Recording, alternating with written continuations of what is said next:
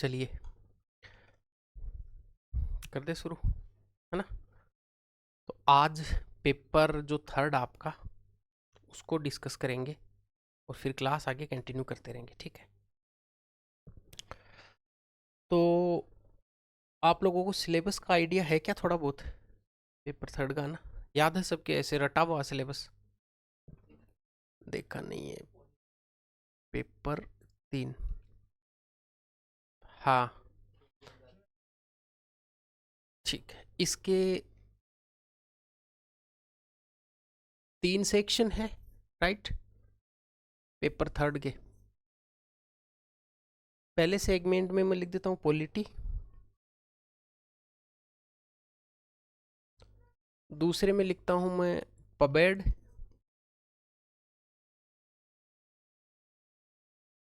और तीसरे में 3 छोटे छोटे सेगमेंट।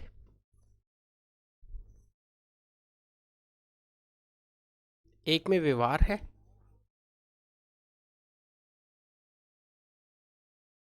खेल एवं योगा,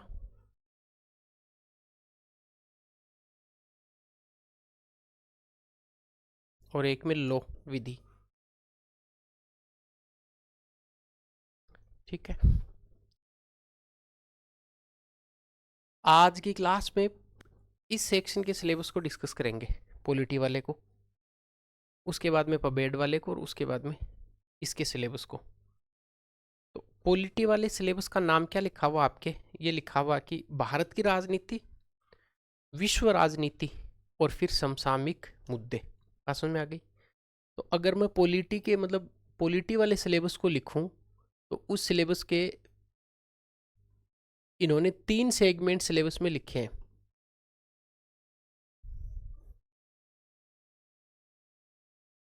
परीक्षा में ऐसा होता है कि कई बार सिलेबस पूरा नहीं याद होने की वजह से केवल संविधान वाले सेक्शन को वेटेज ज़्यादा दे देते हैं, इधर वाला वेटेज भी छोड़ देते हैं। और सिलेबस याद होता है तो मोटा मोटी नियम क्या कहता है कि भाई 3 सेगमेंट इन्होंने लिखे हैं, इसका मतलब अगर पॉलिटी से 65 नंबर के क्वेश्चन आ रहे हैं, इसका मोटा सा मतलब ये कि तीनों सेगमेंट का वेटेज वैसे तो इक्वल होना चाहिए। अभी तक ऐसा इक्वल हुआ नहीं है, संविधान के क्वेश्चन ज़्यादा से ज़्यादा आ रहे हैं। मान लो कभी ऐसा हुआ कि तीनों सेगमेंट को एग्जामिनर ने बराबर कर दिया तो फिर 20 नंबर के क्वेश्चन आएंगे। इसलिए आपको सिलेबस के प्रत्येक बिंदु को ध्यान से देखना है। क्लियर हो गया? सबसे पहले लिखा हुआ राजनीतिक व्यवस्था, इसके सिलेबस में पहला पॉइंट राजनीतिक व्यवस्था।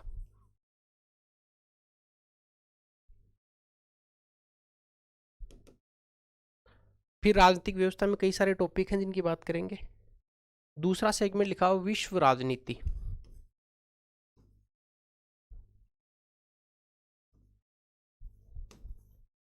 जिसको आप पॉपुलर रूप से इंटरनेशनल रिलेशन IR बोलते हो। और थर्ड सेगमेंट लिखा हुआ समसामयिक मामले, करंट अफेयर्स।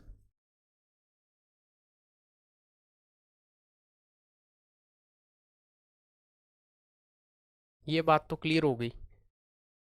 इसका मतलब पीछे आए तो पेपर थर्ड के 3 पार्ट हैं, पॉलिटी, पब्लिक एड और यूनिट नंबर C, जिसमें 3 छोटे छोटे सब्जेक्ट हैं, ठीक है। इसमें जो पॉलिटी वाला सेगमेंट है, इस पॉलिटी वाले सेगमेंट के 3 भाग हैं। एक में लिखा हुआ राजनीतिक व्यवस्था, दूसरे में लिखा हुआ विश्व राजनीति, और तीसरे में लिखा हुआ है समसामयिक मामले, ठीक। इसका मतलब पहले इसके सिलेबस को याद करेंगे, फिर इसके सिलेबस को याद करेंगे, फिर समसामयिक के मामले के भी सिलेबस को याद करना है। ऐसा नहीं सब करंट दिया हुआ, करंट में क्या स्पेसिफिक फोकस किया है भाई, प्लेस को किया है, स्थान को किया है, किसी व्यक्ति को किया है, कोई घटना को किया है, खेल कूद को किया है, वो भी अपन को याद रखना है। अगर इन्होंने खेल कूद का अगर सेगमेंट बना रखा है तो वो ज़रूरी हो जाता है कि आपको उस खेल कूद वाले सेगमेंट पे स्पेशल फोकस करना है। क्लियर हो गया?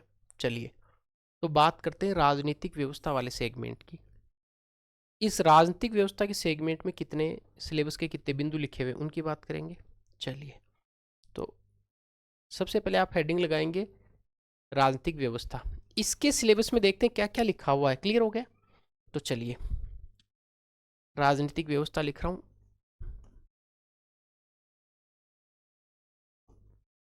और कोशिश क्या करना है कि साथ साथ में ही याद हो जाए अच्छे से, पॉइंट में नोट्स, और फिर साथ साथ में याद हो जाए। क्लियर? राजनीतिक जो व्यवस्था है, पॉलिटिकल जो सिस्टम है, इसको पॉपुलर रूप से आप संविधान बोलते हो, कॉन्स्टिट्यूशन बोलते हो। सब संविधान का लिखा हुआ, संविधान लिखा हुआ है राजनीतिक व्यवस्था वाले में।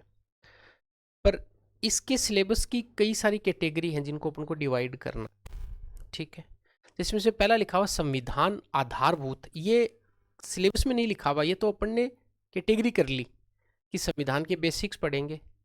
फिर वैचारिक तत्व लिखा हुआ है, फिर न्यायपालिका लिखा हुआ है, फिर संस्थागत ढांचा लिखा हुआ है, संसदात्मक व्यवस्था के बारे में क्या क्या लिखा हुआ है, राज्य की पॉलिटिक्स के बारे में क्या लिखा हुआ है, राजनीति की कुछ गत्यात्मकताओं के बारे में क्या लिखा हुआ है। ऐसे इसको अपन डिवाइड करके बांटते हैं। तो सबसे पहला आप हेडिंग लिखो इसमें संविधान आधारभूत। इसका एक बिंदु लिखो, संविधान आधारभूत का बिंदु लिखना आप लोगों को।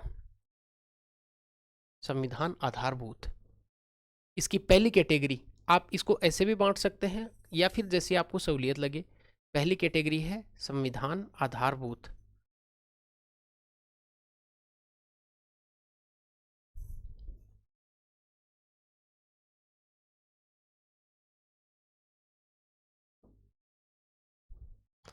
इसमें कॉन्स्टिट्यूशन का जो जो बेसिक है उनके बारे में अपन को चर्चा करनी है। जैसे इसमें मोटा मोटी 4 बातें पढ़नी होंगी संविधान के बेसिक वाले में। ये सेक्शन कौन सा हो गया? फर्स्ट हो गया, इंडियन कॉन्स्टिट्यूशन या पॉलिटी का पहला सेगमेंट, जिसमें क्या लिखा हुआ है? संविधान आधारभूत। ये लिखा हुआ है क्या सिलेबस में? ना, सिलेबस में इन्होंने 4 बिंदु मेंशन किए हैं। पहला लिखा हुआ संविधान का निर्माण, दूसरा लिखा हुआ संविधान की विशेषता, तीसरा संशोधन, चौथा मूल ढांचा।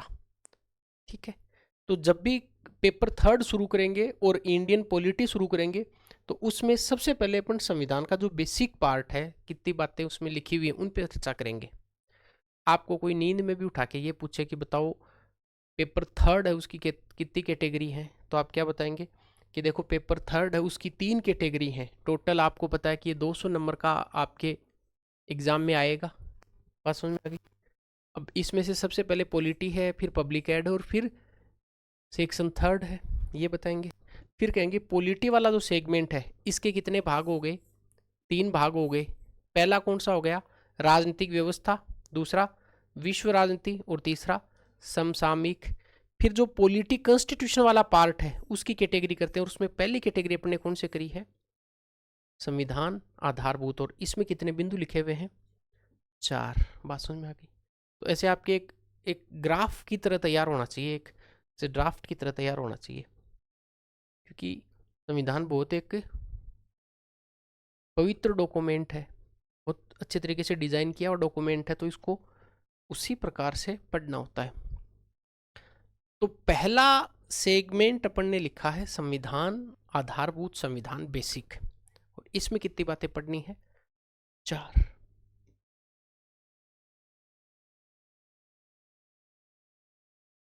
इससे आपकी एक सहूलियत और होगी, जब आप प्रीवियस ईयर देखेंगे वहां पे लिखा हुआ मिलेगा भारत के संविधान की एकात्मक विशेषताएं लिखिए 2, 15 शब्द में, तो आपकी क्या समझ में आएगा कि ये संविधान आधारभूत में पहले टॉपिक से उठाया हुआ क्वेश्चन है। बात समझ में आ गई? तो इसमें 4 बातें पढ़नी है संविधान आधारभूत में। पहली बात क्या पढ़ के जानी है? पहली बात अपन को पढ़नी है संविधान का निर्माण, framing of Indian constitution. Constitution का निर्माण किस प्रकार से हुआ? संविधान के निर्माण को लेकर कैबिनेट मिशन की क्या भूमिका थी? संविधान के निर्माण को लेकर विदेशी जो स्रोत है उनकी क्या भूमिका रही? संविधान के निर्माण में कौन कौन सी कमेटीज बनाई गई? संविधान के निर्माण के समय कितने वाचन हुए? संविधान के प्रारूप को किसने तैयार किया? ठीक है, प्रारूप समिति के बारे में क्या बातें? इसका मतलब बहुत बेसिक आधारभूत जो बातें हैं उनके बारे में अपन को डिस्कस करना होगा। क्लियर? तो सबसे पहले संविधान आधारभूत में 4 बातें पढ़ेंगे। सबसे पहले संविधान का क्या होता है? संविधान का निर्माण होता है। जैसे ही संविधान का निर्माण हुआ उसके बाद में क्या देखेंगे, इसकी विशेषताएं।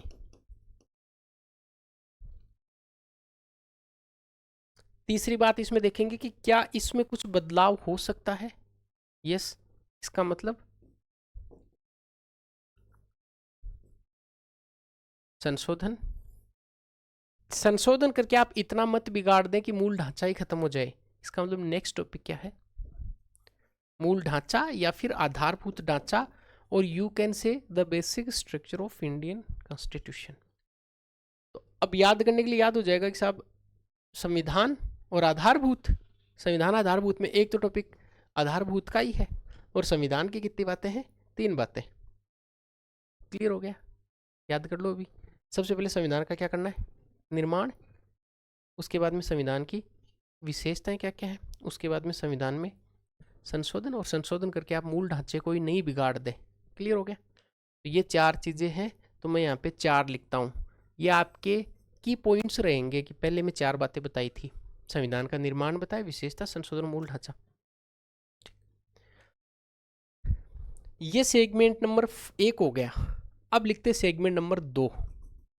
सेगमेंट नंबर 2 आगे लिखूंगा। ऐसे 4-5 सेगमेंट हैं टोटली इसके, इसमें दूसरा सेगमेंट अब लेते हैं, सेगमेंट नंबर 2। संविधान में कुछ ऐसी बातें हैं जो बड़ी दार्शनिक टाइप की हैं, फिलोसॉफिकल बातें हैं कुछ चीजें। तो सिलेबस में आपके लिखा हुआ वैचारिक तत्व, इसका नाम रखा है उन्होंने, क्या रखा है, वैचारिक तत्व। देखो तत्व भी आप देखना, इसमें डबल त 3 त आएंगे, ठीक है, त फिर छोटा त फिर आधा त फिर वापस तत्व, ठीक, तत्व प्लस तो है इसका संदेश है। तो वैचारिक तत्व वाले बिंदु में अपन को कितनी बातें पढ़ के जानी है, 4 बातें, ठीक। सबसे पहले अगर संविधान शुरू करते हैं तो कौन सी बात पढ़ते हैं, संविधान का प्रीएम्बल, प्रस्तावना।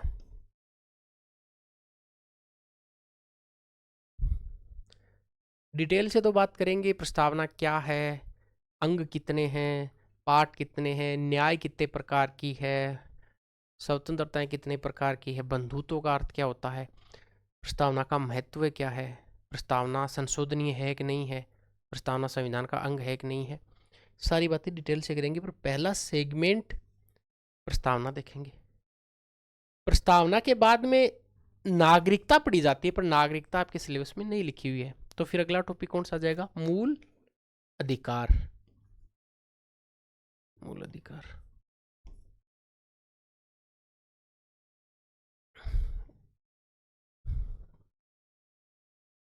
मूल अधिकार के बाद में क्या पढ़ते हैं, नीति निर्देशक तत्व। तो नीति निर्देशक तत्व,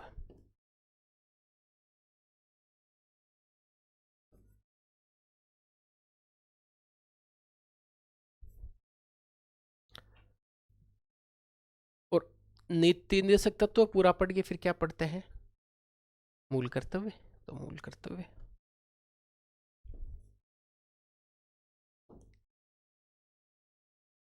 तो सिलेबस का जो इंडियन पॉलिटी का जो दूसरा सेगमेंट है, इसका नाम अपने क्या रखा है, वैचारिक तत्व। इस वैचारिक तत्व में 1, 2, 3 और 4 बात पढ़नी है। और पहले का नाम अपने क्या रखा था, बेसिक, आधारभूत। और आधारभूत में कितनी चीजें पढ़ी, 4। कौन कौन सी, नवीन निर्माण, विशेषताएं, मूल ढांचा। अब तीसरी बात करते हैं जो है संस्थात्मक ढांचा। देखो कंफ्यूज नहीं करना, यहाँ पे था बेसिक, आधारभूत, आधारभूत संविधान एक आधारभूत। तीसरा, कॉन्स्टिट्यूशन में पार्लियामेंट जो संसद है, राष्ट्रपति है, प्रधानमंत्री है, मंत्रिपरिषद है, ये जो चीज़ें सारी सारी हैं, इनके बारे में अपन को बात करनी है। तो अगला जो थर्ड इसका सेगमेंट होगा वो होगा संस्थात्मक ढांचा। संस्था मतलब इंस्टीट्यूशनल फ्रेमवर्क। तो अगली बात आप लिखेंगे, चौथा, 3, 2 हो गए, तो अब तीसरा लिखेंगे संस्थात्मक ढांचा, फिर इसको समराइज करेंगे।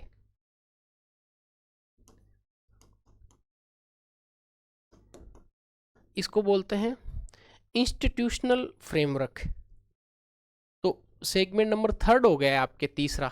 तीसरे में किसके बारे में चर्चा करनी है? संस्थात्मक ढांचा, इंस्टीट्यूशनल फ्रेमवर्क के बारे में बात करनी है। इसको, ये सारा वही है जो सिलेबस में लिखा हुआ है। मुद्दा ये नहीं है कि इसको लिखना है, मुद्दा ये कि इसको याद करना है। लिखना कोई ज़रूरी भी नहीं है, आपको इसको एक एक बिंदु को याद करते चलना कि अच्छा इस प्रकार से है, ये पॉइंट लिखे हुए हैं, ये परीक्षा में इसे अब आपको कोई पूछ ले कि प्रस्तावना का महत्व लिखो, तो ये समझ में तो आ गया ना कि भाई दूसरे टॉपिक जो लिखा हुआ आपका वैचारिक तत्व वाले में से, उसमें से क्वेश्चन आया है, मूल अधिकारों की विशेषताएं लिखिए। तो अब ऐसा नहीं है कि आपको यूँ हवा में बोल देंगे कि संविधान से क्वेश्चन आया, फिर आप उसको सेपरेटली बताएंगे कि साहब यहाँ से क्वेश्चन है। वैसे भी नियम क्या कहता है, जब आप मूल करते हुए पूरे पढ़ लेते तो फिर किसके बारे में बात करते हैं? राष्ट्रपति के। तो ऑब्वियस सी बात है कि आगे जो शुरुआत होगी वो राष्ट्रपति की होगी, संसद की होगी, मंत्रिपरिषद की होगी, केंद्र राज्य संबंधों की बात होगी। तो ये सारा सेगमेंट संस्थात्मक जो ढांचा है इससे अपन को करना है। सिलेबस की कैटेगरी में एक चीज़ और समझ में आएगी, कुछ चीज़ें होती हैं जिनमें करंट अपडेट होता रहता है, जैसे नए इलेक्शन हुए हैं, ठीक है, इलेक्शन को लेकर बहुत सारे बिंदु हैं, चुनाव प्रणालियों को लेकर बहुत सारे बिंदु हैं, न्यायपालिका को लेकर बहुत सारे बिंदु हैं। इसका मतलब पहला जो पार्ट है इसमें अपन ने बेसिक्स के बारे में बात की, उसमें कोई ज़्यादा चेंज नहीं होता, उसमें करंट का कोई रोल ही नहीं रहता है। पर भाई मूल अधिकारों को लेकर कोई सुप्रीम कोर्ट का नया वर्डिक्ट आया है, उसके बारे में ध्यान रखना है। Right to life and liberty जो आर्टिकल 21 है, उसको लेकर बहुत सारे इश्यू हमेशा चलते रहते हैं। तो ऐसे आपको समझ में आता है कि ये चीज़ मैं करंट से भी जोड़ूंगा, ठीक है, ये चीज़ मैं सीधा तैयार करूंगा, ये स्टैटिक पोर्शन होगा जिसको तैयार करना है। तो अब जो सेगमेंट नंबर 3 है संस्थात्मक ढांचा, इसमें पहला टॉपिक पढ़ना है जिसको आप समझेंगे, अभी आप लिखना बाद में, पहले समझेंगे। यहाँ पे ये संसद नहीं लिखी है, संसदीय प्रणाली लिखी है, संसदीय प्रणाली। संसद अलग टॉपिक लिखा और संसदीय प्रणाली अलग टॉपिक लिखा हुआ आपके समझ में आया? देखो मैं बताता हूँ, सबसे पहले संसदीय प्रणाली या संसदीय व्यवस्था।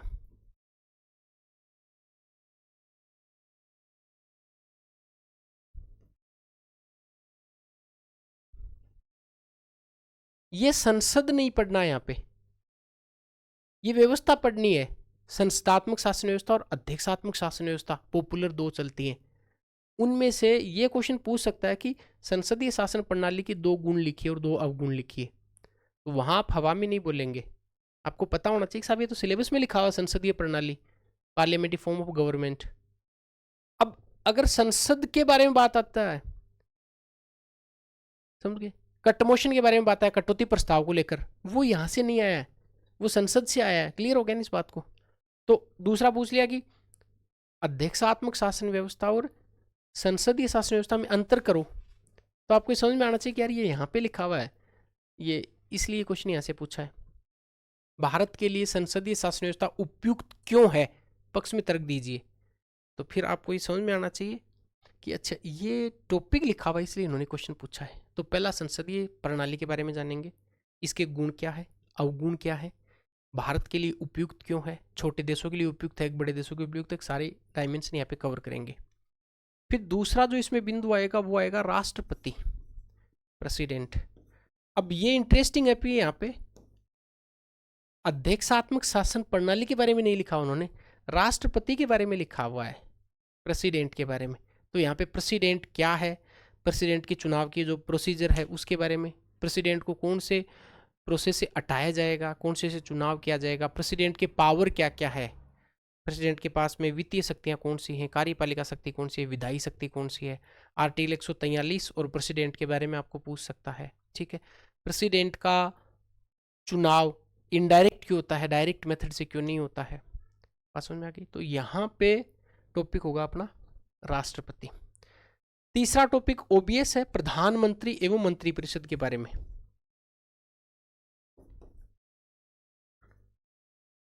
देखो ये भी आपको क्लियर करना, मंत्री में 3 बड़ा आ गया और परिषद में छोटा आएगा।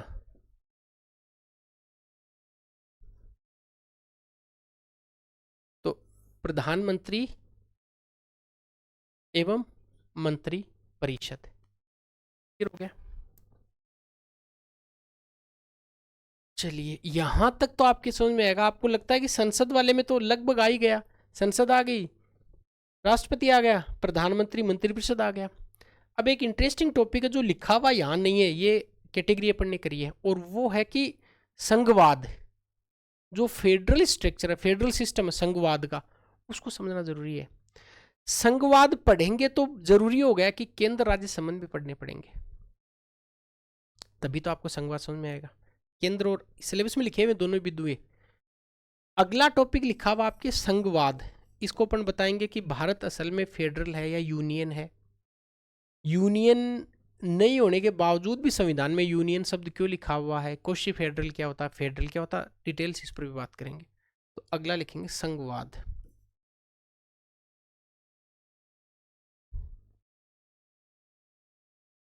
अब संघवाद में 15 शब्द में लिखवा ले तो नहीं लिखा जाएगा, और फिर हा होल्ला करते ये पता नहीं कहाँ से आ गया, ये सिलेबस में लिखा हुआ, वहां से पूछा उन्होंने साफ साफ, तो सिलेबस का बिंदु आपके। अगला जो टॉपिक होगा संघवाद से एसोसिएटेड है, केंद्र राज्य संबंध। और ये टॉपिक तो इतना इंपॉर्टेंट है कि आपके कई सारे डायमेंशन ओपन करेगा ये। आपको ये लगेगा कि यार केंद्र राज्य संबंधों में इतनी सारी चीज़ें भी पढ़ी जा सकती हैं। इसके बाद में आपके सिलेबस में जो अगला बिंदु लिखा हुआ है वो कमीशंस के बारे में लिखा हुआ है, ठीक है। हाँ, एक टॉपिक आपके अलग से मेंशन किया, वो पार्लियामेंट, संसद। यहाँ पे मैं लिख देता हूँ प्रधानमंत्री, मंत्रिपरिषद, संघवाद, और यहाँ पे एक टॉपिक मेंशन कर लो संसद, पार्लियामेंट। इसका मतलब एक चीज़ आपको समझ में आएगी, एक चीज़ आपको समझ में आएगी, प्रणाली अलग पढ़नी है, संसद अलग पढ़नी है। आपको राष्ट्रपति पढ़ना है, प्रधानमंत्री, मंत्रिपरिषद पढ़ना है, संघवाद पढ़ना है, केंद्र राज्य संबंध पढ़ने हैं। ये एक सेगमेंट हो गया, इसको लिख लो। तो इस सेगमेंट में 1 2 3 4 5 और 6 बात अपन को करनी है। बात समझ में आ गई?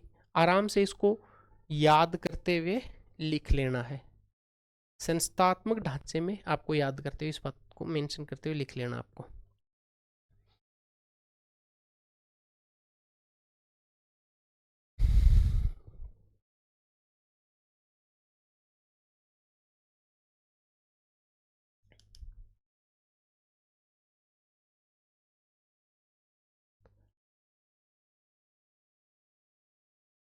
फिर चलेंगे सेगमेंट नंबर 4 पर, चौथे सेगमेंट पे चलेंगे। चौथे सेगमेंट में क्या लिखा हुआ आपके सिलेबस में? जुडिशियरी के बारे में लिखा हुआ, न्यायपालिका के बारे में। तो चौथा सेगमेंट लिखेंगे अपन न्यायपालिका।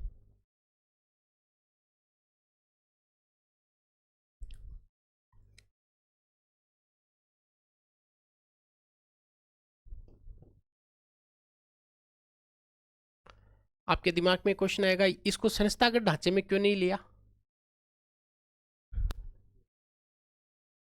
इसमें अलग अलग टाइप के टॉपिक दिए हुए हैं अपने, अलग, जैसे विधायिका अलग, विधायिका कार्यपालिका को एक साथ कर लिया, न्यायपालिका को अलग से एक साथ पढ़ लिया।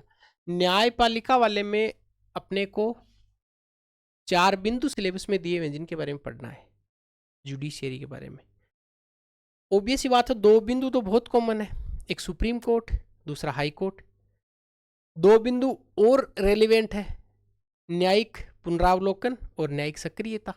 समझ में आ गया? तो न्यायपालिका वाले सेगमेंट में 4 चीजें पढ़ के जानी है।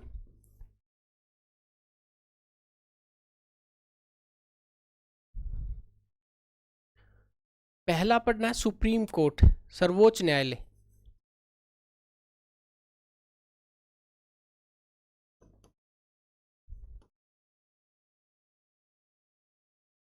जब भी परीक्षा में क्वेश्चन बनता, मेंस में, चाहे वो प्रीलिम्स हो मेंस हो, इससे क्वेश्चन जरूर बनता हमेशा। न्यायपालिका, हर दिन के न्यूज़पेपर में आपको न्यायपालिका को लेकर कोई उनका निर्णय मिल जाएगा, न्यायाधीशों की कोई नियुक्ति की बात मिल जाएगी, न्यायाधीशों के कोई बयान मिल जाएंगे, कुछ न कुछ न्यायपालिका को लेकर लंबित मामलों पर रिपोर्ट आ जाएगी।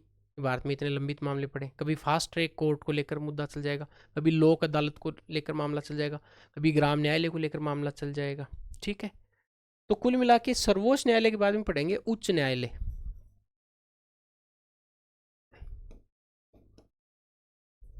हाई कोर्ट्स, इन दोनों से जुड़ा हुआ मुद्दा, इन दोनों से ही एसोसिएटेड मामला है जिसको बोलते हैं न्यायिक पुनरावलोकन। क्या है, क्या महत्व है, क्या कमियां हैं, उन पर तो बाद में बात करेंगे। अभी आप समझेंगे न्यायिक पुनरावलोकन।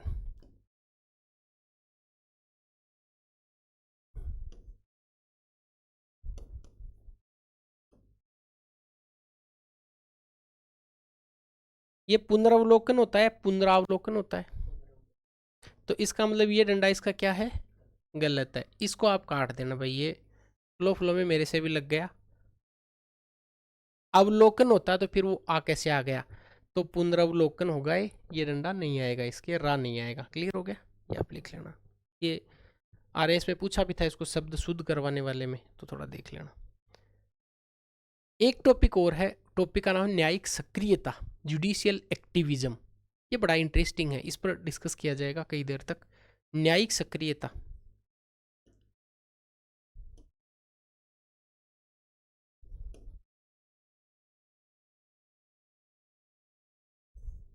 ये है जुडिशियल रिव्यू और ये है जुडिशियल एक्टिविज्म। ठीक, न्यायपालिका कई बार बहुत ज्यादा सक्रिय हो जाती है।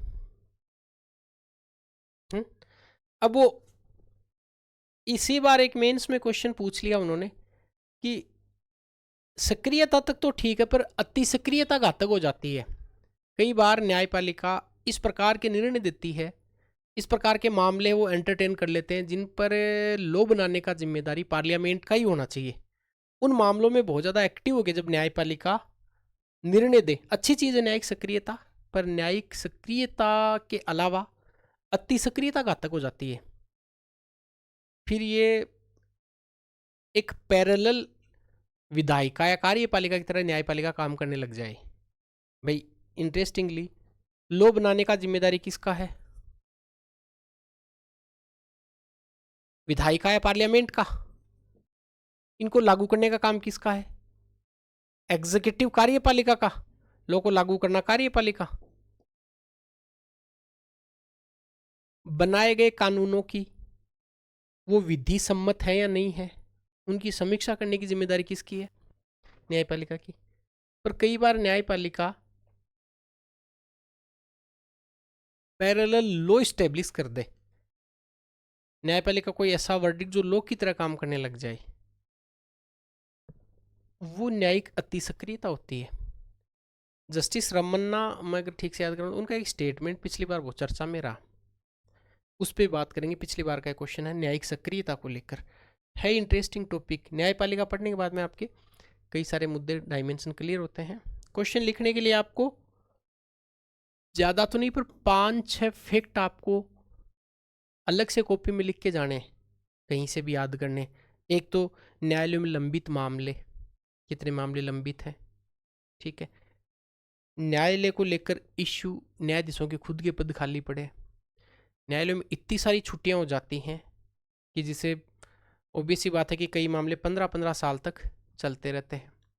फास्ट ट्रैक कोर्ट को लेकर, ट्रिब्यूनल्स को लेकर, न्यायाधीशों की नियुक्ति और इनमें पारदर्शिता को लेकर, कॉलेजियम प्रणाली को लेकर, ग्राम न्यायालय को लेकर, फैमिली कोर्ट्स को लेकर, ठीक है।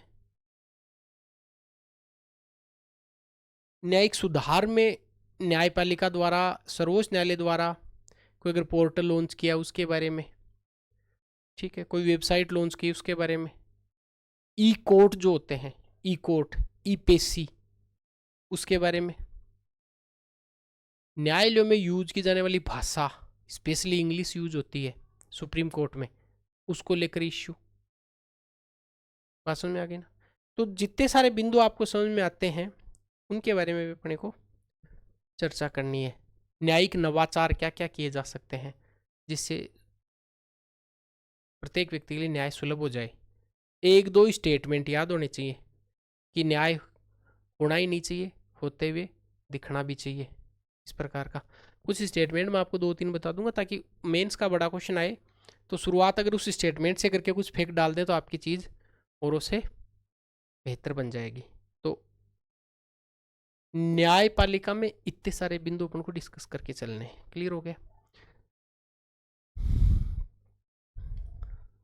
न्यायपालिका वाला सेगमेंट कितने नंबर का था अपना?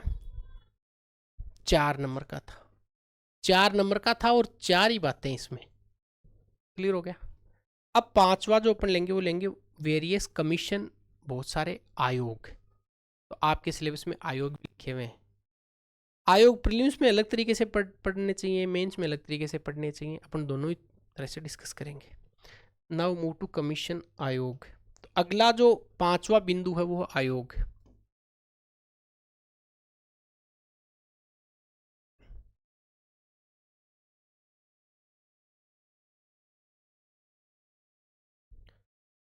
आपके सिलेबस में सारे आयोग लाइन से एक साथ लिखे हुए हैं, पर वो थोड़ा याद करने में कठिनाई पैदा करेगा। तो अपन ने क्या किया, इन आयोगों को 2 भागों में बांट लिया। एक वो आयोग जो कॉन्स्टिट्यूशनल है, जिसको आप बोलेंगे संवैधानिक आयोग है, और दूसरा वो कमीशन जो सांविधिक है। लेटर आई विल एक्सप्लेन और I will make the difference between constitutional, non constitutional, ठीक है, स्टेचुएटरी, इन सब में अपना अंतर भी कर लेंगे जब टॉपिक पे आएंगे। आयोग में 2 प्रकार के आयोगों की कैटेगरी अपन ने कर ली है। पहली कैटेगरी है the commission which are obvious mention in Indian constitution, जो भारत के संविधान में जिन आयोगों की चर्चा है, इसका मतलब उनको बोलेंगे संवैधानिक आयोग।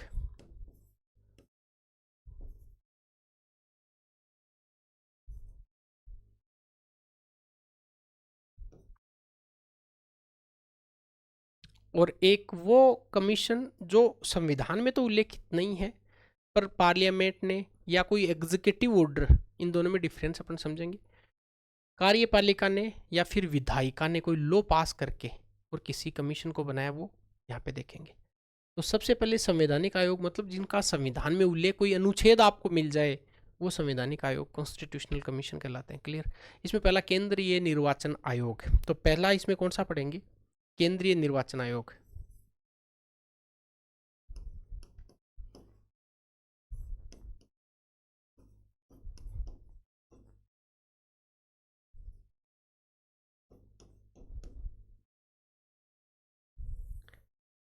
इस पर क्वेश्चन आने की संभावना इस बार है, चर्चा में रहा है, ठीक है, इसकी नियुक्ति वगैरह को लेकर भी चर्चा में। और 2 बिंदु ऐसे हैं, एक चुनाव और एक न्यायपालिका। चुनाव सुधार, न्यायपालिका के सुधार मुद्दे, ये हमेशा चर्चा में बने रहते हैं, ठीक है। तो दूसरा जो कमीशन पढ़ेंगे उसके बारे में, वो एक ओबीएस ही बात है, वो एक ऑफिस है, वो एक पद, इसका नाम है नियंत्रक व महालेखा परीक्षक केग। तो दूसरा इसमें पढ़ेंगे नियंत्रक व महालेखा परीक्षक।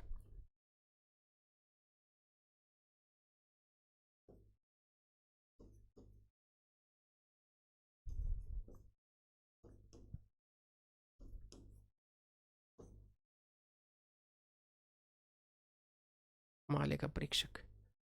और तीसरा पढ़ेंगे यूपीएससी, संघ लोक सेवा आयोग, ठीक है। राजस्थान में भी एक बहुत चर्चा चल रही है आरपीएससी को भंग करने को लेकर, कि बहुत सारे जो आपके विधायक हैं वो मुद्दा उठा रहे हैं कि आरपीएससी को भंग कर दिया जाना चाहिए, पर वो इस बात को समझ नहीं रहे हैं कि यहाँ कॉन्स्टिट्यूशनल कमीशन के बारे में बात कर रहे हैं, संवैधानिक आयोगों के बारे में बात कर रहे हैं। आरपीएससी को डिसोल्व करना तो दूर की बात है, किसी एक मेंबर को भी स्टेट नहीं हटा सकता। आर्टिकल अगर 317 आप देखेंगे तो बहुत क्लियरली वहाँ पे मेंशन किया गया है। उनको हटाने के पर्टिकुलर ग्राउंड हैं, आधार हैं। उनमें से 2 ग्राउंड तो ऐसे हैं जिन पर सुप्रीम कोर्ट की जांच के बाद में राष्ट्रपति हटाते हैं, और बाकी जो ग्राउंड है उनमें पार्लियामेंट हटा तो सकती है, राष्ट्रपति हटा तो सकते हैं, पर राज्य के पास में कोई शक्ति नहीं दी गई है। राज्यपाल केवल आर्टिकल 317 क्लोज 2 के तहत उनको निलंबित कर सकते हैं। और 2 इंटरेस्टिंग बात और मैं आपको बता देता हूँ, आरपीएससी का भारत के संविधान में कहीं उल्लेख ही नहीं है। वहाँ पे राज्य आयोग के बारे में लिखा हुआ, राजस्थान लोक सेवा के बारे में नहीं लिखा हुआ है। और दूसरी बात, भारत के संविधान के किसी भी अनुच्छेद में आरपीएससी को डिसोल्व करने की बात ही नहीं है कि आरपीएससी को किसी आयोग को भंग कर दिया जाए, भंग की तो कहीं बात ही नहीं लिखी हुई है। इसके लिए फिर पार्लियामेंट को आर्टिकल 68 की प्रक्रिया को पालन करते हुए संविधान में संशोधन करना पड़ेगा और वहाँ पे क्लोज डालना पड़ेगा 317 में कि अगर सेंटर चाहे, केंद्र चाहे, राष्ट्रपति चाहे तो किसी पर्टिकुलर कमीशन को भंग कर सकते हैं, पर उसके लिए भी ग्राउंड होने चाहिए, फिर किस ग्राउंड पे भंग किया जा सकता है। बहुत इंटरेस्टिंग बात है, बात करेंगे बाद में जब इस पे आएंगे तब। जी ना, ऐसा कोई नहीं है कि मूल ढांचा नहीं है, मूल ढांचे में भी तो परिवर्तन किया जा सकता है, ऐसा क्या बड़ी बात है। मूल ढांचा इसका मतलब ये कि उस क्लोज को वहां से आप हटा नहीं सकते। परिवर्तन तो ऑब्वियस सी बात है कि हो ही सकता है, कुछ चीज़ें जोड़ी जा सकती है, कुछ चीज़ें मॉडिफाई की जा सकती है। जैसे फॉर एन एग्जांपल, ऐसे उदाहरण दे रहा हूँ, जैसे संघवाद जो है, फेडरल जो सिस्टम है, वो मूल ढांचा है, तो क्या इसमें कुछ परिवर्तन नहीं कर सकते? क्या नए राज्य नहीं बन सकते? क्या राज्य चेंज हो सकते हैं? केंद्र और राज्य के बीच में जो संबंध है, वित्तीय संबंध हो या कार्यपालिका के संबंध हो या विधायी संबंध हो, उनमें परिवर्तन हो सकता है। नए कमीशन को गठन किया जा सकता है। वो मूल ढांचे का मतलब, आप जब टॉपिक में आएंगे तब आपकी और अंडरस्टैंडिंग क्लियर होगी। इसका मतलब नहीं उसको छेड़ ही नहीं सकते ना, ना उसको वहाँ रिमूव नहीं कर सकते, आप वहाँ से हटा नहीं सकते कंप्लीटली। ठीक, तो इस पे बात करेंगे नियंत्रक व महालेखा परीक्षक। और अगला जो टॉपिक रहेगा वो रहेगा संघ लोक सेवा आयोग। बहुत इंटरेस्टिंगली आपके आरपीएससी नहीं लिखा हुआ सिलेबस में, यहाँ पे लिखा हुआ यूपीएससी, संघ लोक सेवा आयोग। ये आपके 3 तो दिए हुए हैं संवैधानिक आयोग, और 4 आपके सिलेबस में दिए हुए हैं जिसको आप संवैधानिक भी नहीं बोल सकते और सांविधिक भी नहीं बोल सकते, क्योंकि उनमें जो नीति आयोग है, नीति जो कमीशन है, वो फिर सांविधिक नहीं है, उसको विधि के द्वारा नहीं बनाया गया। तो मैं एक कैटेगरी तो मैंने कर दी संवैधानिक आयोग की, साहब ये 3 पढ़ के जाने हैं। दूसरी कैटेगरी में अन्य आयोग लिख देता हूँ एक बार, या फिर इसकी 2 कैटेगरी करो, तब समझ में आएगा। पहली कैटेगरी होगी एग्जीक्यूटिव ऑर्डर, कार्यपालिका आदेश।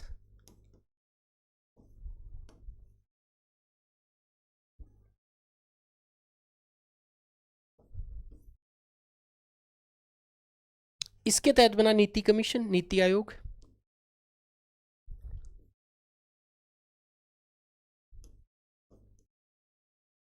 समझ में आ गया। और इसके अलावा जो 3 आयोग जिनको आप वैधानिक आयोग लिख सकते हैं, स्टेचुएटरी लिख सकते हैं, सांविधिक लिख सकते हैं।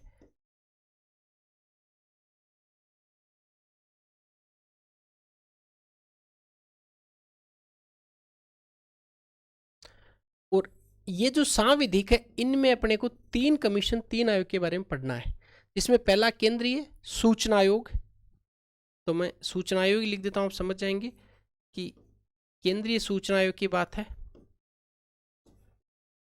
अब आप किसी को अगर सूचना देते हैं तो ऑब्वियस सी बात है, अगला क्या हो जाता है, सतर्क हो जाएगा। तो अगला सतर्कता आयोग।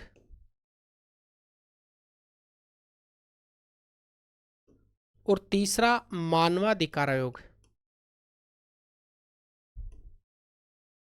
देखो यहाँ पे लोकपाल सिलेबस में नहीं लिखा हुआ है, जबकि इंटरेस्टिंगली जब राज्य पढ़ेंगे तो वहाँ पे लोकायुक्त लिखा हुआ है, तो लोकायुक्त के बारे में राज्य में पढ़ना है और हर बार क्वेश्चन आता है, पर यहाँ पे लोकपाल नहीं लिखा हुआ है।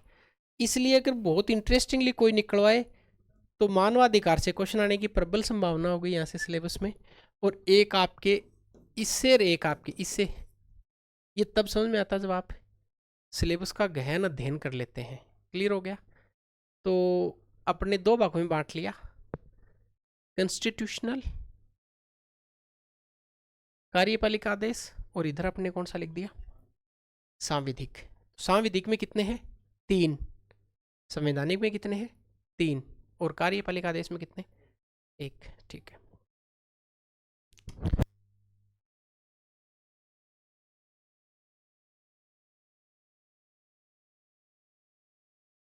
चलिए, 5 बात अपन ने कर ली। अब बात करें नंबर 6, जो है राजनीतिक गत्यात्मकताएं। ये टॉपिक है, इसका कंटेंट भी कम अवेलेबल है बाजार में, टॉपिक आते भी नहीं है, पर कर लेंगे अच्छे से। ठीक है, तो यहाँ तक एक बार आपने लिख लिया होगा, नहीं लिखा तो भी लिख लो। ठीक है, या इसका स्क्रीनशॉट ले लो आप। ठीक है, नेक्स्ट आगे बढ़े। अगला टॉपिक हेडिंग लो, टॉपिक नंबर 6।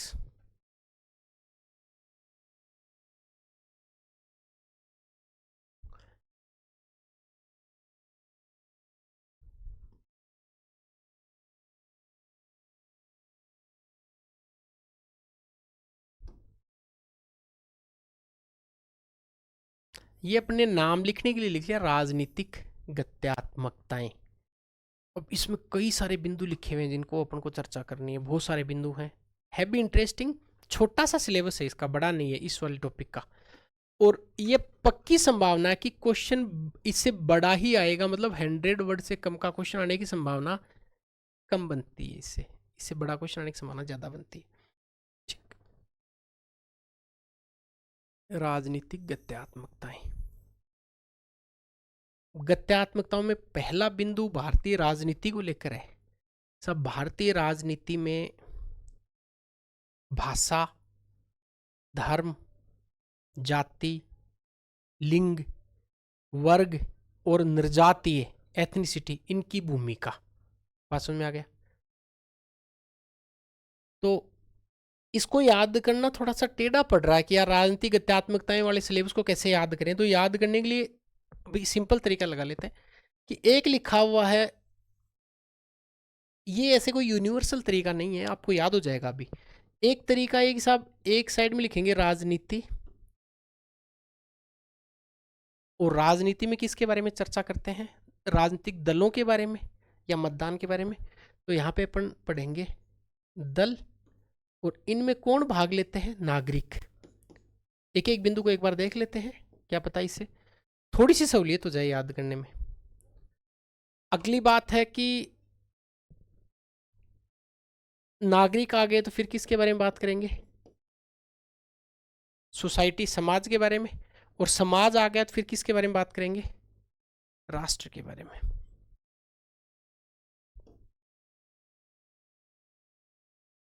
इतने एक बिंदु हैं जो सिलेबस में आपके लिखे हुए हैं।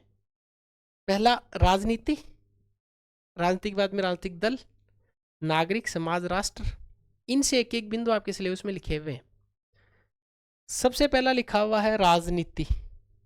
अब राजनीति ऑब्वियस सी बात है, ये जब कॉन्स्टिट्यूशन की बात पढ़ रहे हैं तो भारत की बात करेंगे। तो इन्होंने कहा कि जो भारत की जो राजनीति है इसमें सबसे पहले आएगा जाति। देखो जाति और वर्ग मैंने आपको सोशियोलॉजी में पढ़ाया है, जाति आएगा, जाति के बाद में आएगा वर्ग आ जाएगा, और जाति आ गया तो फिर धर्म आ जाएगा। ठीक है।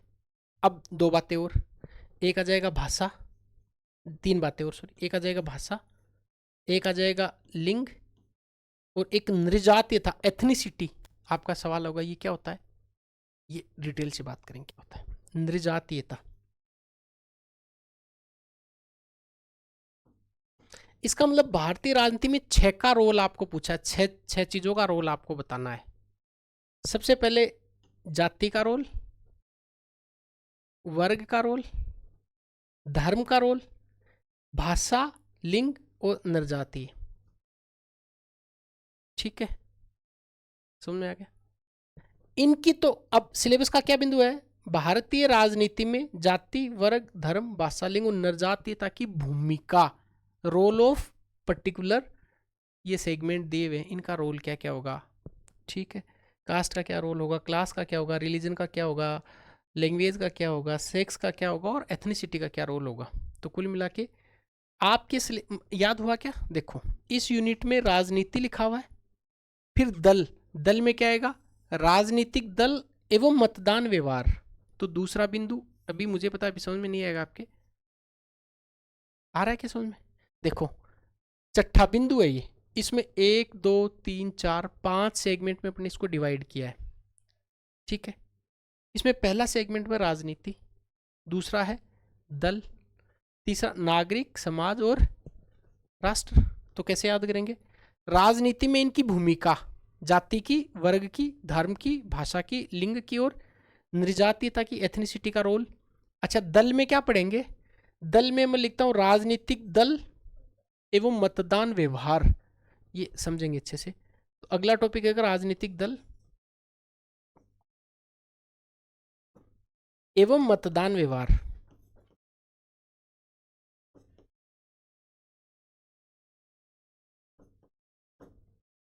ठीक है,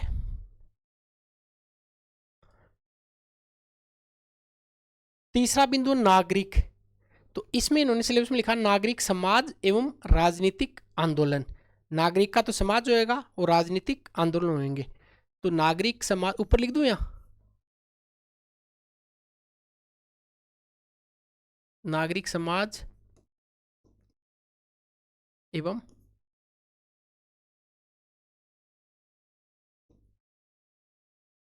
राजनीतिक आंदोलन। क्लियर हो गया? समाज वाले बिंदु को लेकर सिलेबस में लिखा हुआ कि सामाजिक राजनीतिक संघर्ष के बिंदु, तो इस समाज को क्या लिख लेंगे? सामाजिक, सामाजिक राजनीतिक, आराम से ना समझते हुए लिखना है, संघर्ष के बिंदु।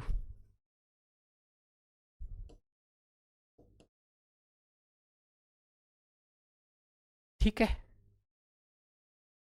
और अंतिम जो, पहले ये लिख लो आप लोग, राजनीति में इनका रोल, तो भारतीय राजनीति में जाति, वर्ग, धर्म, भाषा, लिंग और निर्जातीयता की भूमिका। दल में लिखा हुआ राजनीतिक दल में मतदान व्यवहार। नागरिक में लिखा हुआ नागरिक समाज एवं राजनीतिक आंदोलन।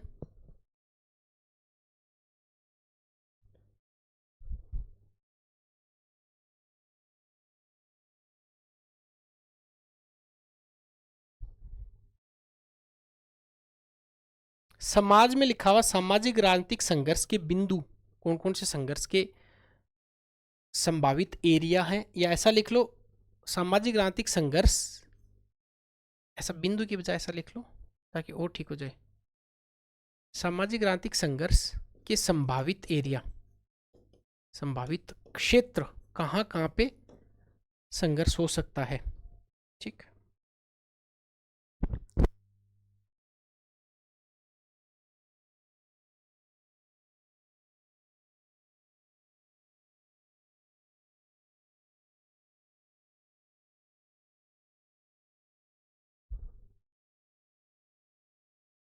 हो गया। अंतिम जो पांचवा बिंदु वो राष्ट्र से जुड़ा हुआ है, तो राष्ट्र की दो चीजें आती हैं, एक राष्ट्र की अखंडता, एक राष्ट्र की सुरक्षा। तो यहां पे दो बिंदु लिखे हुए हैं, राष्ट्र की अखंडता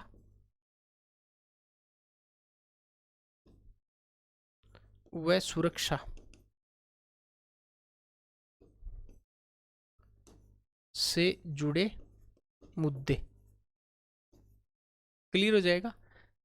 तो राष्ट्र की अखंडता और राष्ट्र की सुरक्षा से जुड़े हुए मुद्दे अपन को करना है। ठीक, कितने बिंदु हो गए सिलेबस के? 6 बिंदु हो गए ना।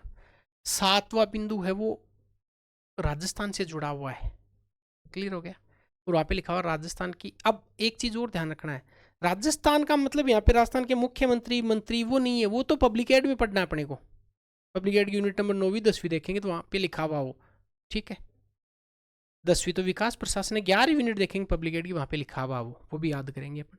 तो अब 6 बिंदु हो गए, तो 7वां बिंदु लिखेंगे राजस्थान की राज्य राजनीति के बारे में। तो आप 7वां हेडिंग डाल लो पहले।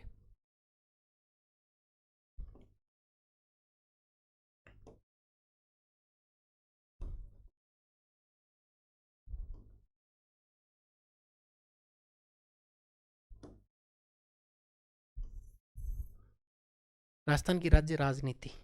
ठीक है, राजनीति राजनीति चल रहा है ना शुरू से। इसमें अपने को टोटल बिंदु पढ़ने हैं 4। 4 वाले ज्यादा आ रहे हैं, और वैसे भी 4 का ज्यादा महत्व है। चाहे आश्रम देखो, चाहे पुरुषार्थ देखो, चाहे वेद देखो, चाहे वर्ण देखो, चाहे व्यक्ति को शमशान तक लेके जाते हैं तो देखो। ठीक है, चराचर। ठीक है, तो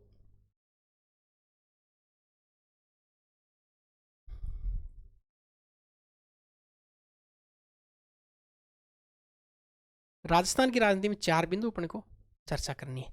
पहला पढ़ेंगे दलीय प्रणाली।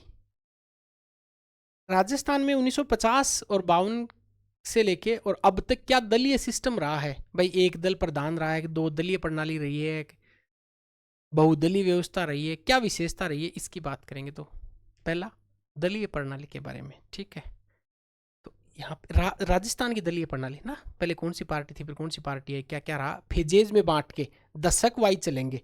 1960 के दशक तक, 80 के दशक तक, फिर 90 के दशक तक, फिर 90 से पोस्ट पे, और फिर 2010 या 2000 के बाद का दशक, ऐसे बांट के। तो दलीय प्रणाली।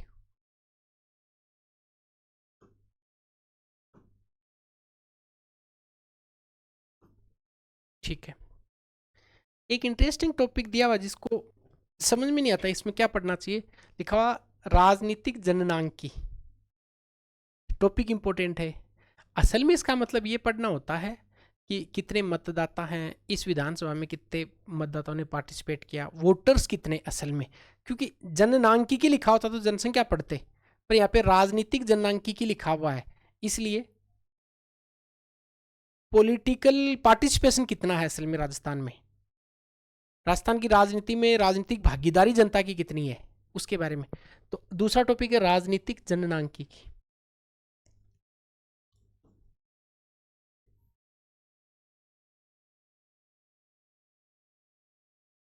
जननांकिकी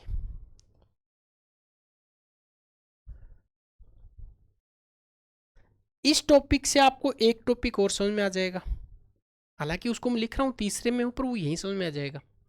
वो कि साहब राजस्थान में राजनीतिक प्रतिस्पर्धा के चरण बताओ। राजनीतिक प्रतिस्पर्धा मतलब दलीय प्रतिस्पर्धा के कौन कौन से चरण रहे हुए हैं, तो वो अपन टोटल जब दलों के बारे में जानेंगे, कौन से दल की प्रधानता रही भाई, आपस में दलों में 1950 लेके 60 तक राजस्थान में क्या प्रतिस्पर्धा थी, 70 के दशक तक क्या प्रतिस्पर्धा थी, 80 तक क्या प्रतिस्पर्धा थी, ये टॉपिक अपन को यहाँ पढ़ना है। असल में तो इसके साथ ही जुड़ा हुआ है, पर फिर भी अपन इसको सेपरेट करके और देख लेंगे। तो राजनीतिक प्रतिस्पर्धा के चरण,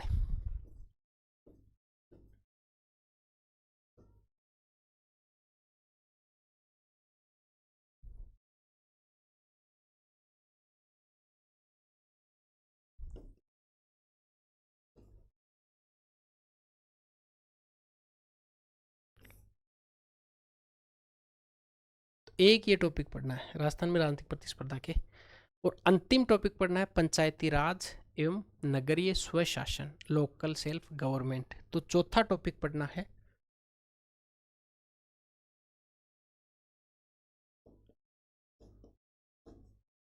पंचायती राज व नगरीय स्वशासन।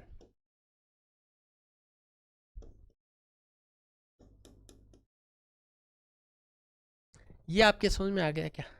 इसका मतलब इंडियन पॉलिटी वाला जो सेगमेंट है, इसके टोटल कितने पार्ट हैं? 7 पार्ट है। बात समझ में आ गया ना? तो अब अगर यहाँ पे अपन चले,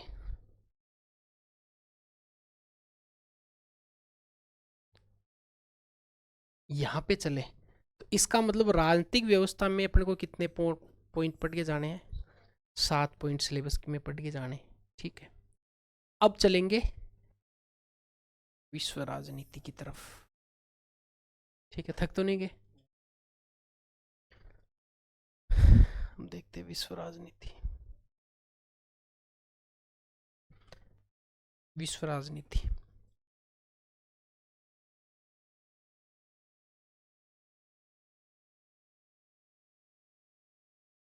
ठीक, विश्व राजनीति वाला जो सेगमेंट है, इसको बेसिकली मोटा मोटा अपन 2-3 भागों में कैटेगराइज करके पढ़ेंगे। पहली कैटेगरी देखने वाले पार्ट नंबर 1 की। ठीक है, उस वाले सिलेबस को देखो एक बार, उस 7 के 7 बिंदु समझ में आए क्या आपके? 10-20 सेकंड में देख लो कि अगर परीक्षा में कोई आपसे पूछता है या कोई कहीं इंटरव्यू बोर्ड में आपसे पूछा जाता है, तो फिर आप वहां पे बताने के लिए लायक रहें।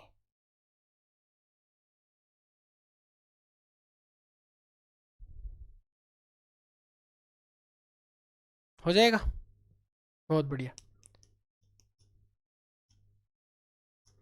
चलो, अब विश्व राजनीति में part number A. Part number A देखो, ऐसे याद करना आप लोग कि 1935 में जब सेकेंड वर्ल्ड वार पूरा हुआ, उसके बाद में पूरा विश्व है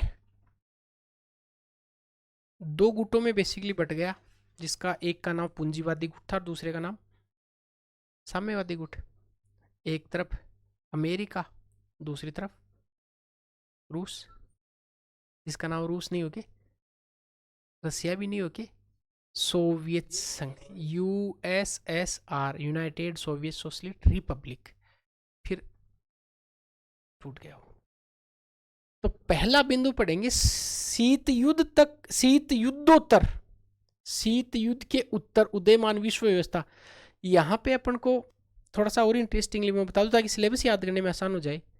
1945 से लेकर और 1990 के दशक तक, 45 में जैसे ही वर्ल्ड वार पूरा हुआ दूसरा, उसके बाद पूरा विश्व कितने गुटों में बट गया, 2 ध्रुवों में, 2 पोलराइज वर्ल्ड हो गया। इस एक ध्रुव में बैठा हुआ था यूएसए और दूसरे में बैठा हुआ था सोवियत संघ, यूएसएसआर, जिसको आप रूस बोलते हो। 1990 91 के दशक 90 के दशक में आते आते रूस का विभाजन हो गया। इसका मतलब अब वर्चस्व में कौन आ गया, यूएसए आ गया। तो अपने सिलेबस में पहली लाइन ये लिखी हुई है गुण संधि के रूप में, शीत युद्धोत्तर काल, शीत युद्ध के उत्तर, और शीत युद्ध का उत्तर मतलब इन दोनों के बीच में कोल्ड वार चलता रहा। कोल्ड वार का मतलब शीत युद्ध, शीत युद्ध का मतलब लड़ाई कभी हथियारों से नहीं हुई, बस वाक युद्ध होते रहे और तीसरे लड़ते रहे। ठीक है, कि जैसे एक तरफ अमेरिका एक तरफ रूस, तो इधर अफगानिस्तान में आके भिड़ गए, पर वो आमने सामने कभी नहीं लड़े। तो ऐसा इंटरेस्टिंगली आईएएस में पूछा जाता है, कोल्ड वार हमेशा कोल्ड ही रहा, कभी हॉट नहीं बन पाया। इंटरेस्टिंग है, कभी बात करेंगे तो वर्ल्ड हिस्ट्री पढ़ेंगे तब। यहाँ तक समझ में आ गया ना। तो आपके सिलेबस में जो पहला बिंदु लिखा हुआ है वो लिखा हुआ शीत युद्धोत्तर काल में उदयमान विश्व व्यवस्था। तो शीत युद्ध के बाद में, शीत युद्ध का जो दौर चल रहा था, शीत युद्धोत्तर जो दौर चल रहा था, उसके बाद में विश्व व्यवस्था, और इस विश्व व्यवस्था में सबसे ज्यादा जो वर्चस्व था वो किसका था, संयुक्त राज्य अमेरिका का। और फिर इसका प्रतिरोध शुरू हुआ एशियाई देशों के द्वारा। तो फिर थर्ड वर्ल्ड के जो कंट्री पैदा हुए, है बहुत इंटरेस्टिंग। तो यहाँ पे देखेंगे पहला सिलेबस का बिंदु लिखा हुआ है ए नंबर पे, शीत युद्धोत्तर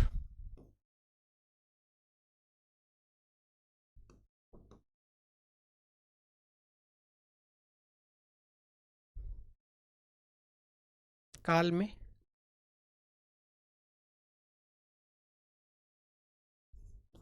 उदीयमान विश्व व्यवस्था,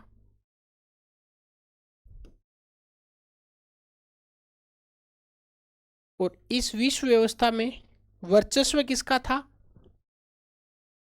यूएसए का वर्चस्व,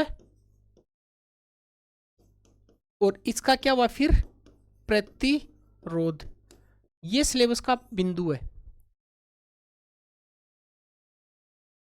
और इसका आप बहुत अच्छे से शब्द को देखो, शीत युद्धोत्तर लिखा हुआ है, शीत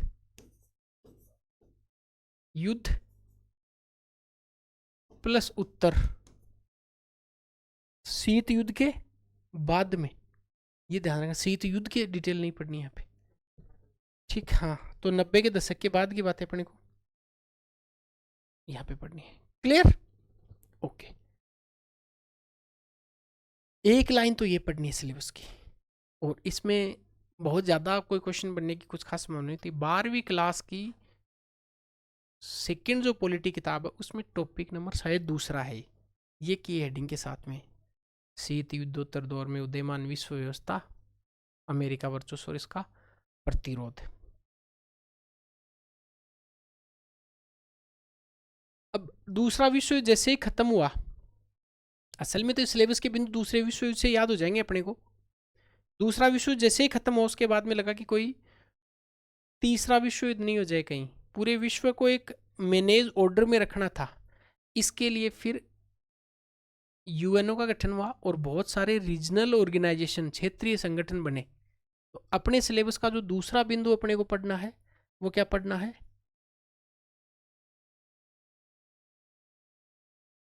यूएनओ प्लस क्षेत्रीय संगठन, क्षेत्रीय संगठन। अब वैसे तो सिलेबस में इन्होंने सारा का सारा यूएन यूएन यूएन संयुक्त राष्ट्र और क्षेत्रीय संगठन, अब क्षेत्रीय संगठन तो बहुत सारे बन गए, इतना पढ़ना होता है क्या? कम से कम पहले उसको पढ़ेंगे जिसका सिलेबस में डायरेक्टली मेंशन किया हुआ है। जैसे ब्रिक्स का मेंशन किया, पहले ब्रिक्स याद करना है। G77 का मेंशन किया, G77 याद करना है। बात समझ में आ गई ना? फिर रेस्ट ऑफ टाइम में ये बाकी सारे ग्रुप भी देख लेने होते हैं सिलेबस में जो चर्चा में बने होते हैं। इसके बाद में जो थर्ड टॉपिक लिखा हुआ वो लिखा हुआ अंतर्राष्ट्रीय अर्थव्यवस्था की गत्यात्मकताएं, और इसमें आतंकवाद और पर्यावरण दो चीजें पढ़नी है। बात समझ में आ गई? तो इसका मतलब इसमें तीसरा बिंदु क्या पढ़ के जाना, जहां समझ में नहीं आया मुझे रोकना, पूछना, बताऊंगा मैं आपको। तीसरा जो बिंदु लिखा हुआ वो क्या लिखा हुआ है,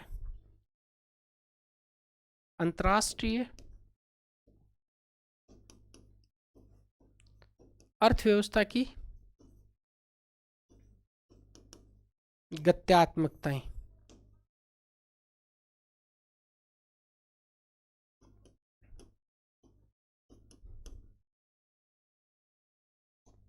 और इसमें क्या पढ़ना अपने को, दो मुद्दे, एक इन्वायरमेंटल इश्यू और एक आतंकवाद, टेररिज्म या टूरिज्म। ओके, आतंकवाद और पर्यावरण। जब भी कोई आपको नींद में उठाकर पूछे तो आप कहना कि जो वर्ल्ड पॉलिटिक्स है इसमें पहला सेगमेंट है, इसमें 3 बातें लिखी हुई हैं। भाई 1945 तक पढ़ते हैं इतिहास में, ओबीसी बात है, पर आपको इसको खींच के 90 तक लेके जाना है। 90 के बाद अपना आईआर शुरू होता है। एक एक बिंदु तो दिमाग में ये याद रखेंगे। इसको लिख लिया क्या आप लोगों ने? लिख लो।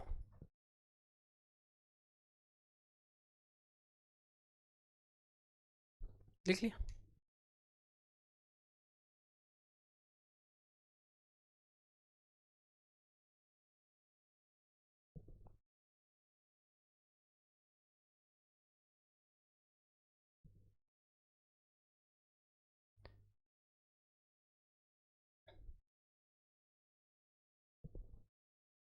इसमें टाइम लगे तो जगह छोड़ो, ये मैं आपको नोट्स ये आपको मिल जाएंगे जो अपने पास है। इसको एक बार समझ लो, समझना ज़्यादा इंपॉर्टेंट है। सबसे पहला ये दिमाग में रखना है कि 90 के बाद का जो है काल है, पहली यूनिट की बात है। ऐसे तो फिर 1950 में जब भारत और पाकिस्तान के जो संबंध बने वहां से शुरुआत करेंगे, पर यूनिट फर्स्ट में 90 के बाद का पढ़ना है। और 90 के बाद की कितनी बातें पढ़ी जानी है? 3। हालांकि पर्यावरण का मुद्दा 1970 से ही शुरू हो गया था, आतंकवाद जैसी समस्या 90 के बाद में आई है। पर हाँ, इसमें पहला पढ़ना है पोस्ट कोल्ड एरा जो था, शीत युद्धोत्तर काल, उसमें जो विश्व का वर्ल्ड ऑर्डर था उस वर्ल्ड ऑर्डर को देखना है। और इसमें hegemony of USA and is रेसेंस, अमेरिका का वर्चस्व है और उसका प्रतिरोध, एक बिंदु तो ये पढ़ना है। दूसरा बिंदु यूएन और क्षेत्रीय संगठन पढ़ने हैं, क्लियर।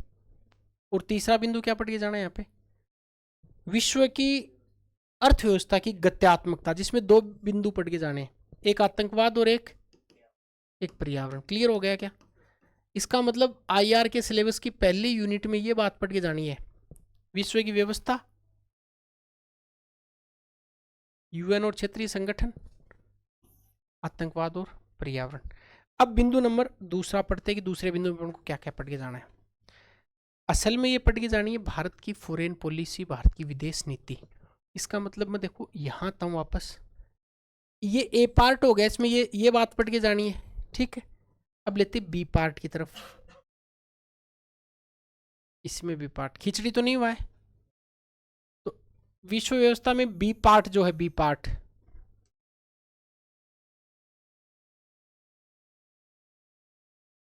इस बी पार्ट में पढ़ के जाना भारत की विदेश नीति और पड़ोसी देशों के साथ में भारत के संबंध। तो इस बी पार्ट को मैं अब आगे लिख रहा हूं, यहां पे लिखूंगा, ये तो आपको समझने के लिए बताया था।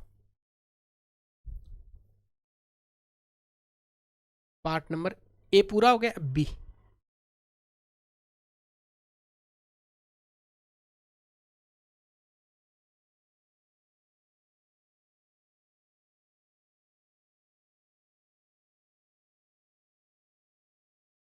विदेश नीति में क्या क्या होता है भाई? विदेश नीति में सबसे पहले विदेश नीति के निर्धारक होते हैं, विदेश नीति के जो एलिमेंट, जो तत्व होते हैं, विदेश नीति का डेवलपमेंट कैसे होता है, एक गुटनिरपेक्षता का मुद्दा है, विदेश नीति का मतलब पड़ोसी देशों के साथ में आपके कैसे संबंध है, अन्य संगठनों के साथ में आपके कैसे संबंध है। क्लियर हो गया ना?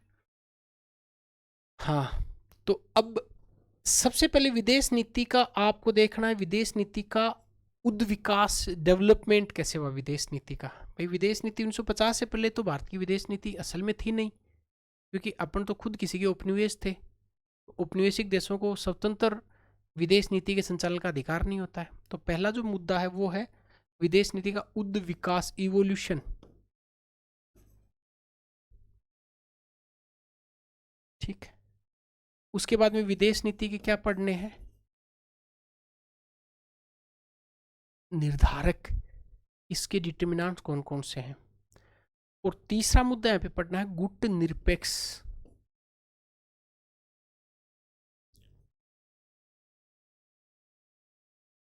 गुट निरपेक्ष, नॉन अलाइन मूवमेंट। एक तो ये पढ़ के जाना है विदेश नीति में। दूसरा विदेश नीति में अपने को पढ़ के जाना है संबंध।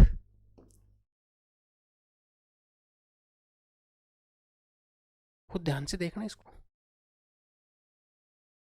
एक तो विदेश नीति का उद्विकास, विदेश नीति के निर्धारक और गुटनिरपेक्ष पढ़ा। अब पढ़ा संबंध।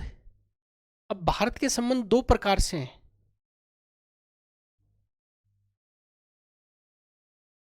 एक संबंध है पड़ोसी देशों के साथ, एक संबंध है विश्व के अन्य देशों के साथ, और एक संबंध है अन्य संगठनों के साथ में।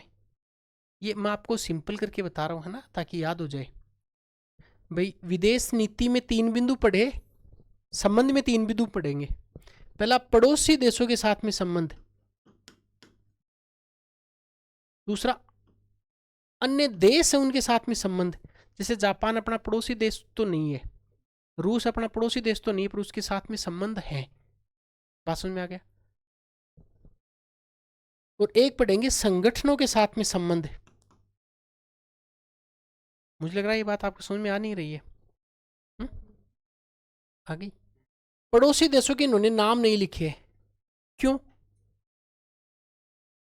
बताइए? पर चीन का नाम लिखा है। समझ में आ गया ना? नहीं, व्यापारिक संबंध तो हो सकता है किसी श्रीलंका के साथ में भी हो अपने, मुद्दा वो नहीं है। चीन के साथ लिखा है इन्होंने स्पेशली। भाई पड़ोसी देशों में शुरू करेंगे, पाकिस्तान आ जाएगा, अफगानिस्तान आ जाएगा, नेपाल आ जाएगा, भूटान आ जाएगा, म्यांमार आ जाएगा, बांग्लादेश आ जाएगा, श्रीलंका आ जाएगा, इधर मालदीव आ गया। चलिए, चीन अलग से लिखा है। मेरा मतलब आपको ये इंटरेस्टिंग बनाने का कि चीन के साथ में अलग से संबंध लिखे हैं। आपको गंभीर होने की जरूरत थोड़ी है इस पे कि यार ये तो कोई अनर्थ हो गया।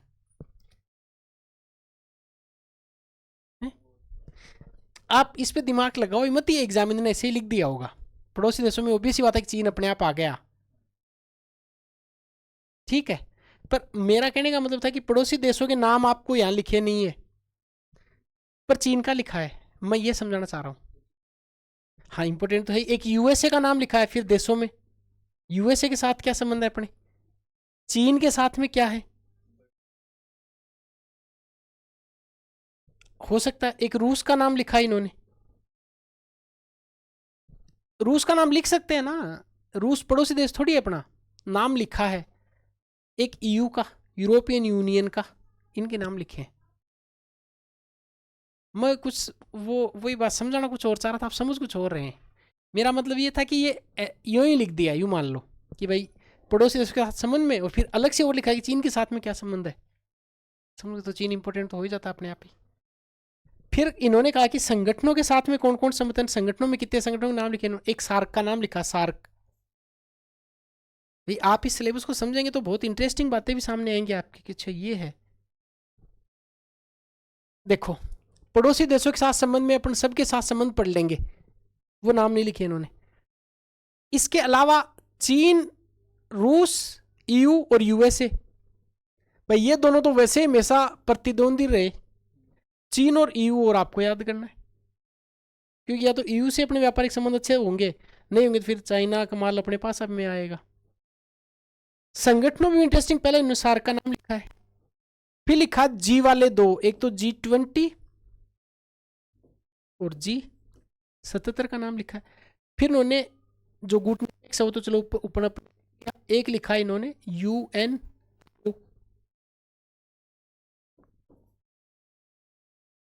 बात समझ में आ गई क्या? यूएनओ के बारे में देखेंगे, गुट निरपेक्ष ऊपर अपन ने देख ही लिया यहाँ पे, या यहाँ नहीं देखना आपको तो चाहे यहाँ देख सकते हो, तो एक ही बात हुई। पर ये इंपॉर्टेंट इसलिए क्योंकि विदेश नीति का जब निर्धारण किया जा रहा था अपने, तब या तो अपने को साम्यवाद की तरफ जाना था या पूंजीवाद की तरफ। अपन ने मतलब नेहरू जी ने उस समय किसी भी रास्ते को नहीं अपना के नाम गुट निरपेक्ष, हम न्यूट्रल रहेंगे, किसी गुट में नहीं जाएंगे, इसका नाम गुट निरपेक्ष है। इसके बारे में बात करेंगे, बेलग्रेड में सम्मेलन हुआ, गुट निरपेक्ष की प्रासंगिकताएं क्या थी, इस प्रकार। ये अपने को संगठनों के साथ संबंध देखने, बात समझ में आ गई ना। फिर एक इंटरेस्टिंग और इन्होंने लिख दिया, ब्रिक्स। अब ब्रिक्स लिखते हैं क्या समझ में आ गया, ब्रिक्स तो है ही, फिर चाइना के साथ में वापस से संबंध आपको देखने, तो चाइना यहाँ पढ़ना, चाइना यहाँ पढ़ना, फिर ब्रिक्स में चाइना देखना है, ठीक है। रूस वापस देखना है, रूस इधर भी लिख दिया, रूस इधर वापस लिख दिया, ठीक है। हाँ, तो फिर पड़ोसी देश आ ही जाएंगे। तीसरी जो लाइन सिलेबस में लिखी हुई है वो एशिया के बारे में लिखी हुई है।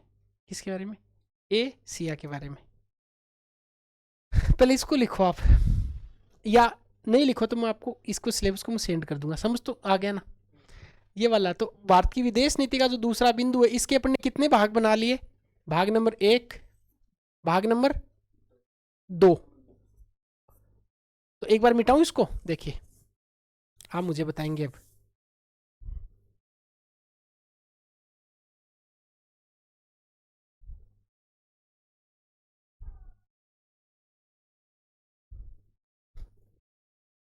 फॉरेन पॉलिसी, विदेश नीति, यही टॉपिक है ना।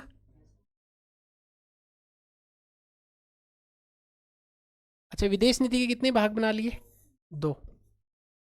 पहला क्या बनाया? विदेश नीति, और इधर क्या लिखा? संबंध। विदेश नीति में कितने बिंदु पड़े? 3। कौन कौन से? सबसे पहले उद्विकास,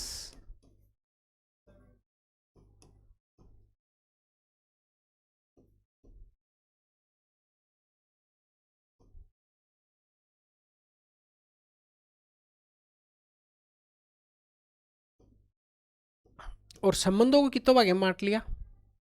3 भागों में।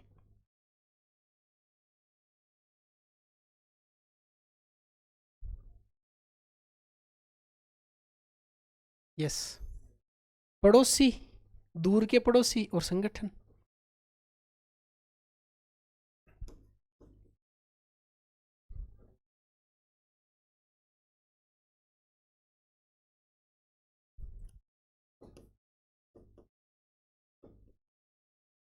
पड़ोसी में, पड़ोसी तो है ही है अपने, सारे सारे पड़ोसी देश उनके बारे में पढ़ना ही है, पर चीन इधर लिखेंगे। अन्य देशों में किस किस के नाम देखने? रूस, यूएसए, ईयू, ठीक है। और संगठन में कौन कौन सा देखेंगे? सार्क देखेंगे, G20 देखेंगे, G77 देखेंगे, ब्रिक्स देखेंगे, और यूएनओ। ये आपका हो गया। अब अंतिम जो बिंदु बचा इसमें सिलेबस का, वो है बिंदु नंबर 3। तो तीसरा बिंदु सिलेबस के आईआर के कितने बिंदु बनाए अपन ने? 3। ये तीसरा बिंदु है। इसमें लिखा हुआ कि दक्षिणी एशिया, पहला दक्षिण एशिया, एक बात तो ये देखनी है। दूसरा दक्षिणी पूर्व एशिया,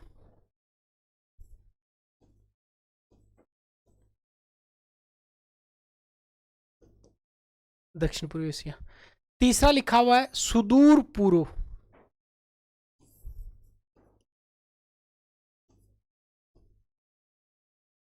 ये तो नाम लिखे हुए हैं। इनमें क्या क्या देखना है? इनमें अपने को देखना है इनकी भू राजनीतिक और इनके पॉलिटिकल मुद्दे और उनका भारत पर क्या पड़ा प्रभाव। तो एक तो दक्षिण एशिया देख लिया, एक दक्षिण पूर्व एशिया देख लिया, एक पश्चिम एशिया देखेंगे, पश्चिम एशिया, और एक देखेंगे सुदूर पूर्व। इनमें क्या क्या इश्यू चल रहे हैं, भू राजनीतिक और राजनीतिक मुद्दे, उनका भारत पर क्या प्रभाव पड़ेगा उसके बारे में। मान लो दक्षिणी चीन सागर में कोई मुद्दा चल रहा है, उसका भारत पर क्या प्रभाव पड़ना है उसके बारे में देखेंगे। तो इजराइल फिलिस्तीन मुद्दा चल रहा है, भारत पर उसका क्या प्रभाव पड़ेगा। ये तो नाम लिखे हुए हैं, दक्षिण एशिया, दक्षिण पूर्व एशिया, पश्चिम एशिया, सुदूर पूर्व, और इनमें कौन कौन से मुद्दे, भू राजनीतिक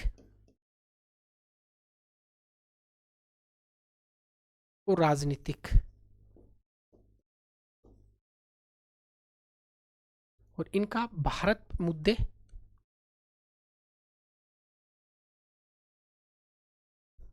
भारत पर प्रभाव। क्लियर हो गया क्या। तो आईआर में कितने बिंदु पढ़ने, 3। पहले बिंदु में क्या पढ़ना है, पहले बिंदु में 1990 के बाद का पढ़ना है, दूसरे में भारत की पड़ोस नीति पढ़नी है, और तीसरे में एशिया के बारे में पढ़ना है। क्लियर हो गया। सबसे पहले विदेश नीति के बारे में, फिर पहला पढ़ना है शीत युद्ध के बारे में, दूसरा विदेश नीति के बारे में, और तीसरा एशिया के बारे में। तो अगर इस पे जाएं, वापस से देखो इस पे आते हैं, तो विश्व राजनीति में कितने मुद्दे पढ़ने अपन को, कितने बिंदु में बांटा सिलेबस को, 3। अब अंतिम आते हैं समसामयिक मामले, करंट अफेयर्स। इस पे हेडिंग लगाओ समसामयिक मामले।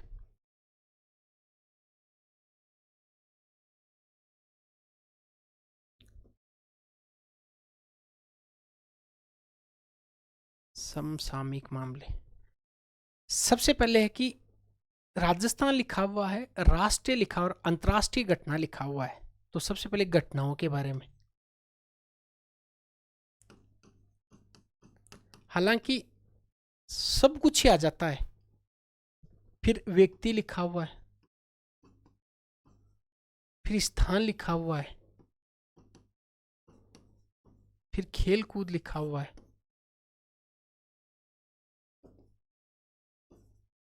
ठीक, ये मुद्दे लिखे हुए हैं। और साथ में क्या लिख दिया, राष्ट्रीय, राजस्थान राष्ट्रीय और अंतर्राष्ट्रीय, ठीक, इनकी घटनाएं, इनके व्यक्ति के स्थान और खेल कूद। इसका मतलब खेल कूद को अलग से स्थान दिया, इन्होंने पुरस्कार वगैरह कुछ नहीं लिखे। तो अब फालतू में आप कोई पुरस्कार रट रहे हो तो उसका यहाँ कोई खास रेलिवेंस ही नहीं है, क्योंकि देखो पुरस्कार का नाम लिखा नहीं। हालांकि पुरस्कार किसी व्यक्ति को तो मिला ही होगा, तो उस व्यक्ति का नाम चर्चा में आ गया। पर मेरा कहने का मतलब है कि सिलेबस की ये कैटेगरी आप इसी हिसाब से अपने को चलना है। बात समझ में आ गई, क्या क्या पढ़ना है यहाँ पे। जो राजस्थान नेशनल इंटरनेशनल की घटनाएं उनके बारे में देखना है, व्यक्तियों के बारे में, स्थान के बारे में, और खेल कूद से जुड़ी हुई गतिविधियों के बारे में अपने को जानना है। ठीक है, तो कुल मिला के ये अपना सिलेबस हो गया पेपर 3 में पॉलिटी वाले सेक्शन का। अब कोशिश ये करेंगे कि पहले अपने को जो यूनिट है जिनका सिलेबस नहीं मिलता है उनके बारे में या तो चर्चा कर लें। जैसे मान लो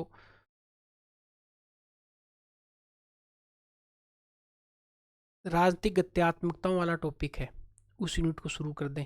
यूनिट नंबर कौन सी है वो ना, तो वैसे 1st की 6 में अपने को याद करना है, या फिर देखते हैं किसका, कल से आप जो अपने को टाइम होगा उसमें देख लेंगे। ठीक है।